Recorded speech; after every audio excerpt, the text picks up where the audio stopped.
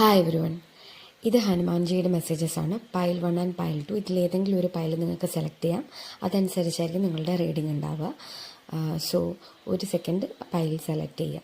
ഇത് first പൈലാണ്. First പൈലിൽ strength കാർഡാണ് വന്നിരിക്കുന്നത്. ഹനുമാൻജി എന്താ പറയാൻ ആഗ്രഹിക്കുന്നതെന്ന് വെച്ചാൽ, ഇപ്പോൾ നിങ്ങൾ എന്തെങ്കിലും ഡിഫിക്കൽട്ട് സിറ്റുവേഷൻസിലൂടെ പോവുകയാണെന്നുണ്ടെങ്കിൽ നിങ്ങൾക്ക് physical and mental strength Hanumanji തരുന്നതാണ്. അതുപോലെ തന്നെ എന്തെങ്കിലും ഫിസിക്കൽ ആക്ടിവിറ്റീസിൽ ഏർപ്പെടാൻ ശ്രമിക്കുക.